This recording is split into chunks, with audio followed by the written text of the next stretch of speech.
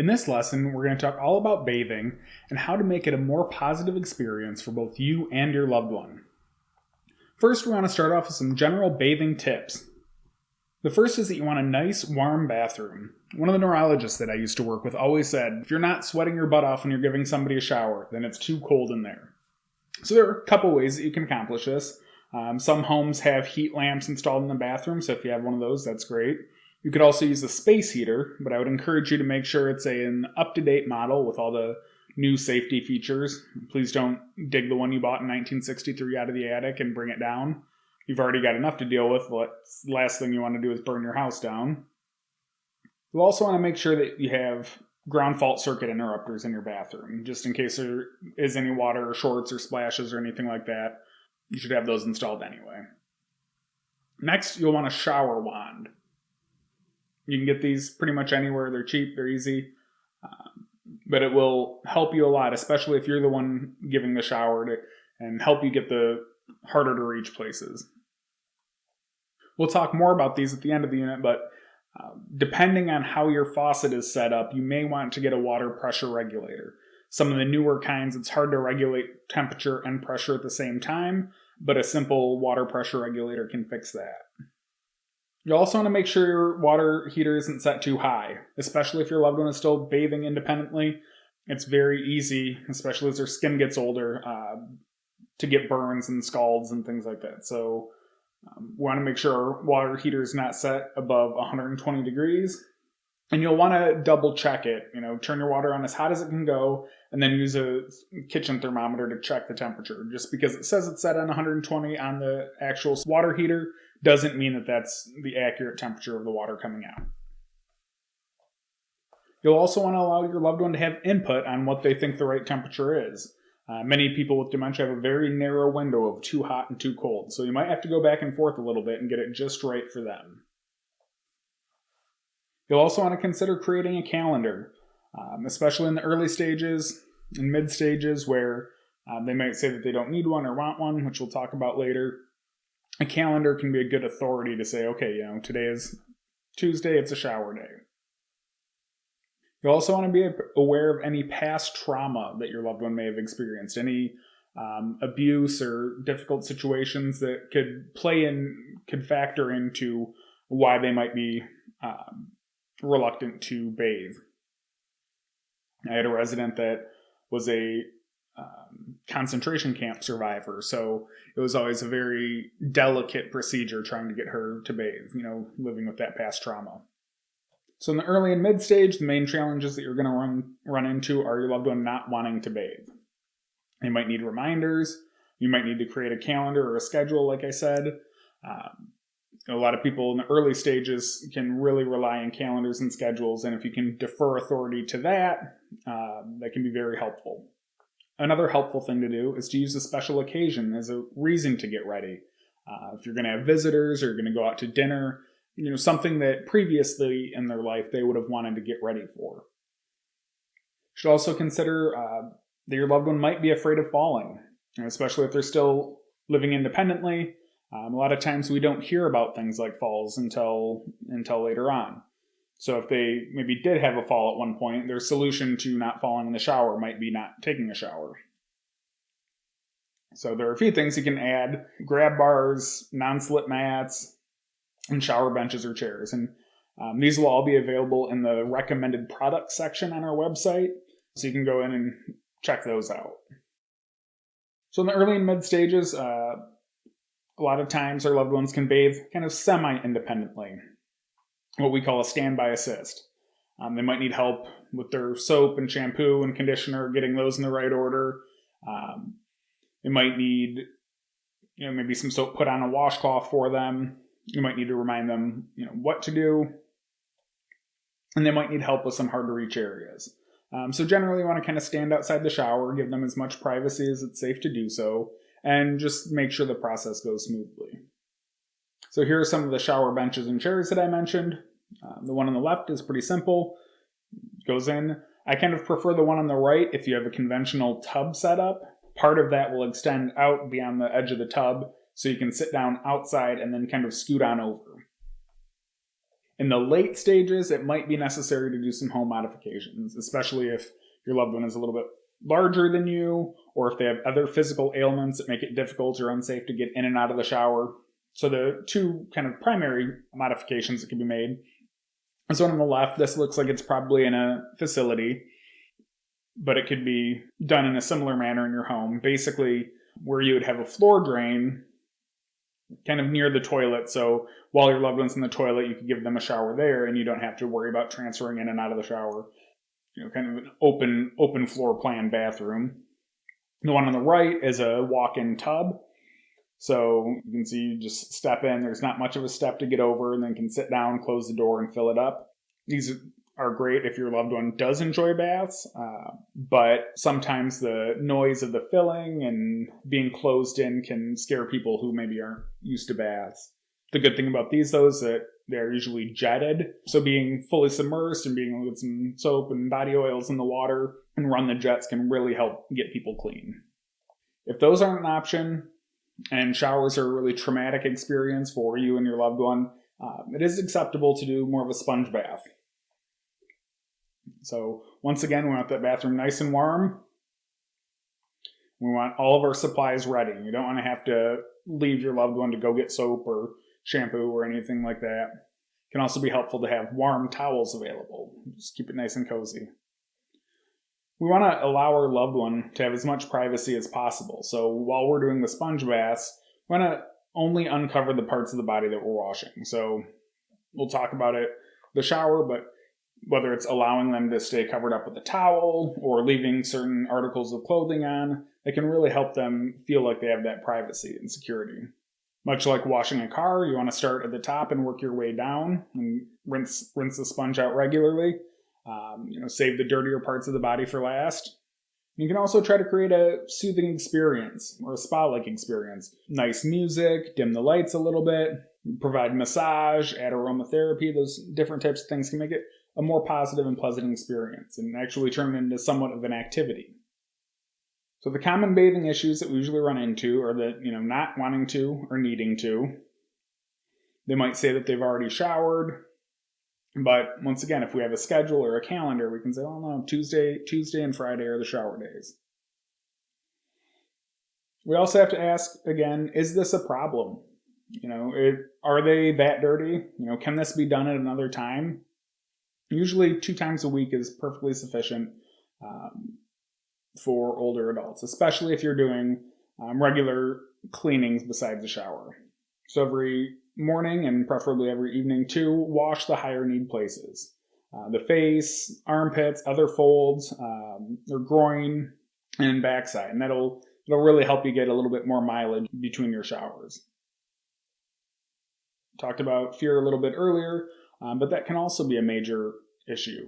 You need to understand how vulnerable of a position it is to have to take off all your clothing and have somebody help you that you may or may not recognize.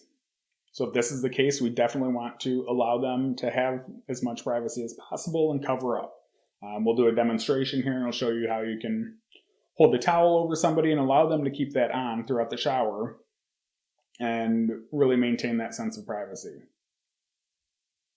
If you are helping someone, bathe semi-independently, try to give privacy, even if it's by looking away, if it's safe to do so, or, poking around the bathroom and maybe organizing some other things where you still got an eye and an ear on, but they don't feel like you're staring at them. We also want to make sure they don't feel more exposed than necessary.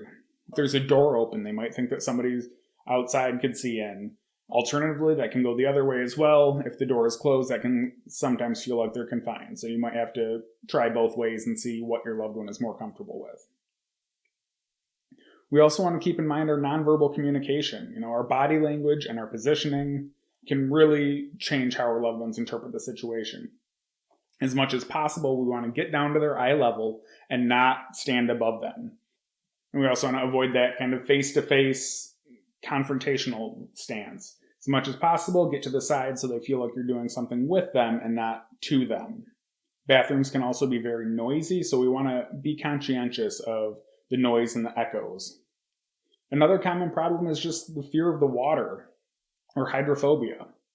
And we can overcome this just the first thing that we need to do is take our time, allow them to feel the water, get it to the right temperature, and understand that it's not going to hurt them.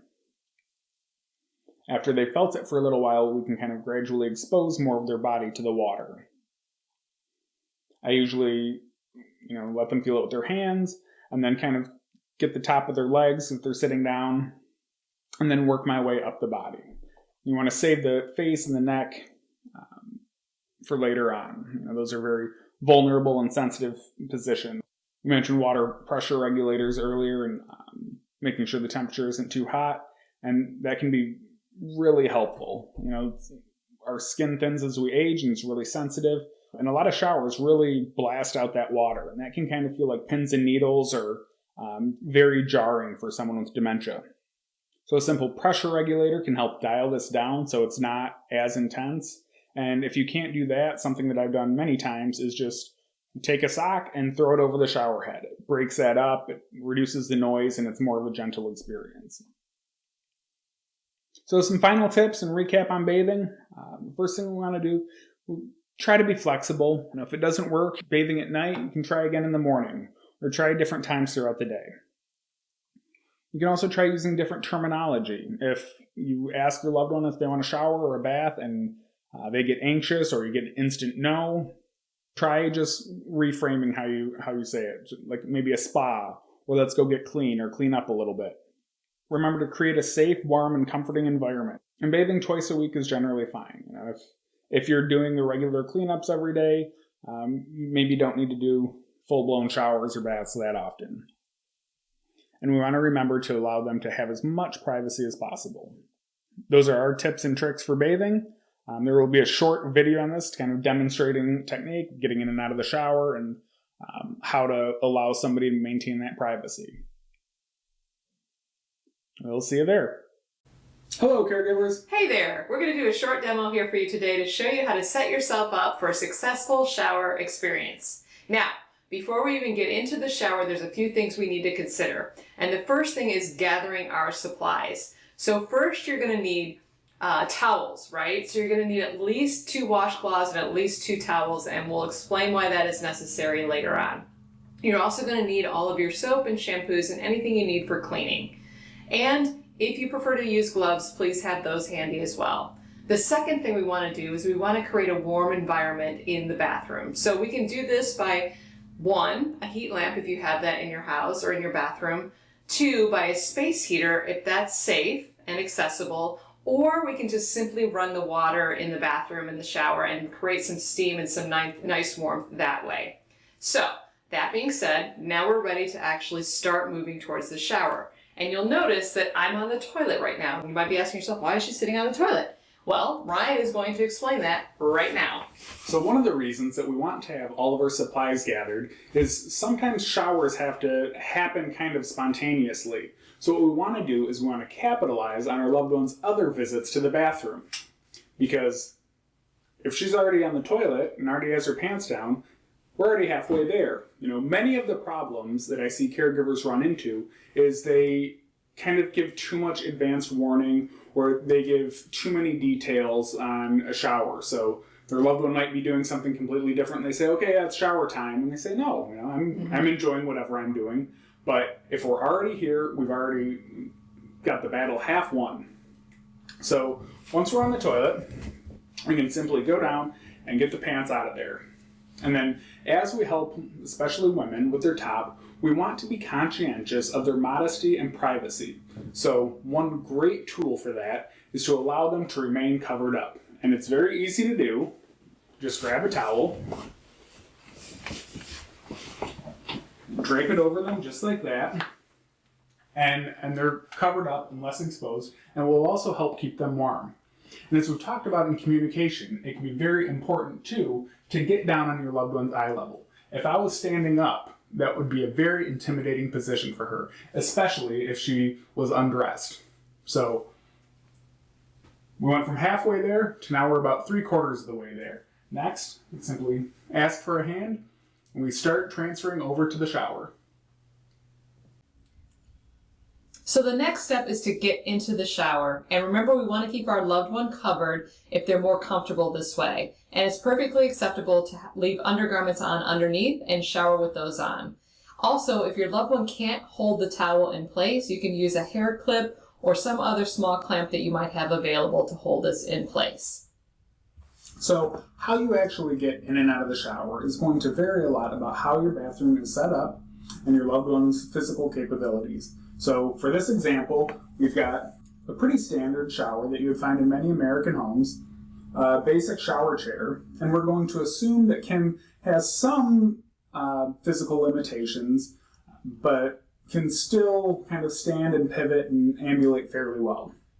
So what I'm going to want to do is I'm going to want to have her grab my hand, or sometimes I might have to grab it kind of for her, but I want her hand to be on top of mine. This allows her to use it for support, and it allows me to guide her around a little bit. Next, we'll want to position ourselves in front of the chair. So once we're here, what I'm going to do is I'm actually going to kind of sit down with her a little bit and maybe apply some tiny bit of pressure to the hips to encourage her to sit down. Now, when somebody with dementia is sitting and they can't see the chair behind them, it can be very scary. So it can be helpful for the person next to them to sit with them as much as possible. So now that we're here, we're going to just simply swing the legs over.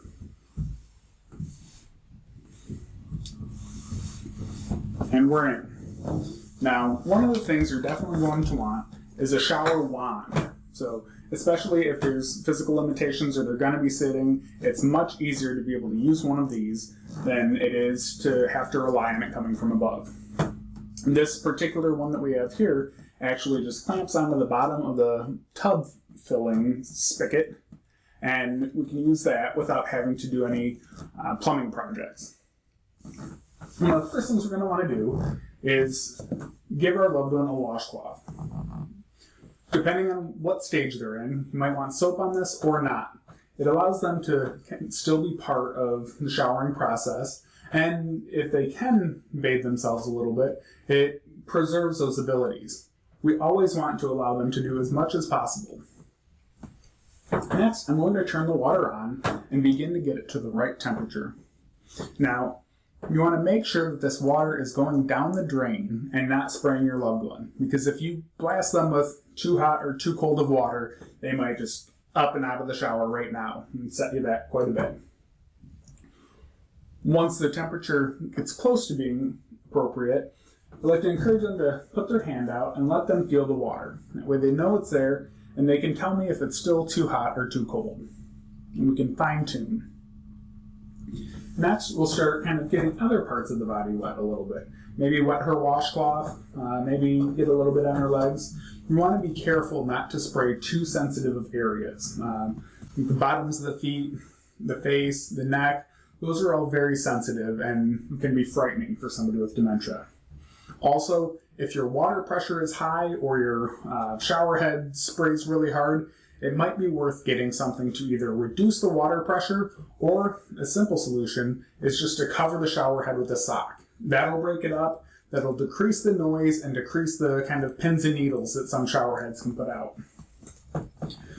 So we're going to start working our way up here, and we're going to get this whole towel wet. That'll be nice and warm and nice and wet. And in that time, I will get my washcloth with soap as well and start kind of helping out. So she might be doing her front, I'll start getting her back a little bit,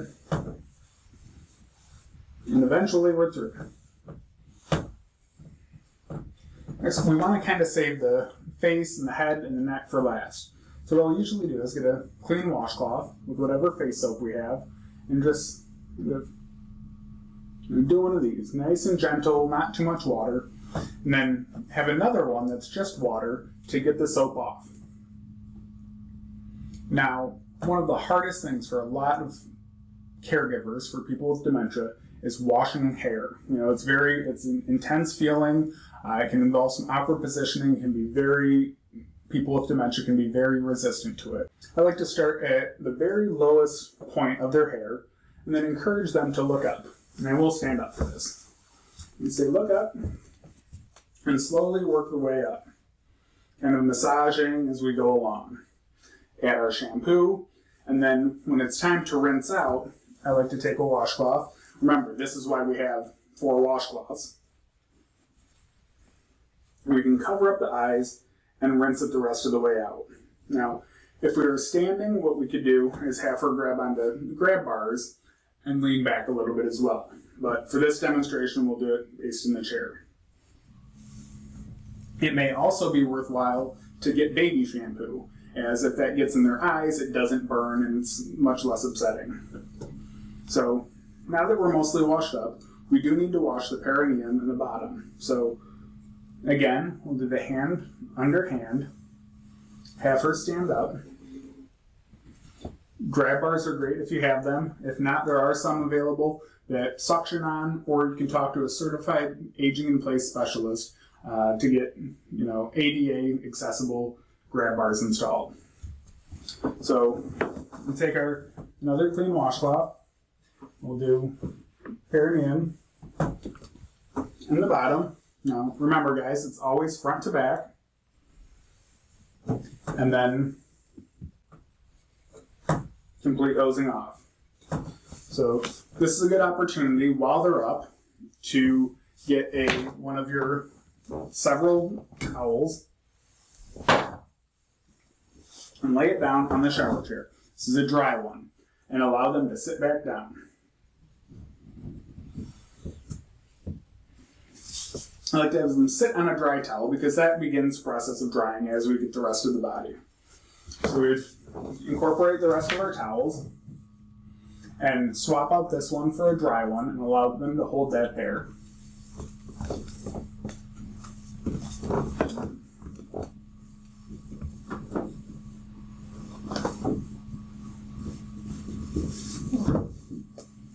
And then I like to have another one available to dry off the legs and the feet. And then eventually I would put that one out here and encourage her to bring her feet out like this and begin drying off like that. Okay, that concludes our showering demonstration. Hopefully you can use some of these tips and tricks to create a more positive bathing experience.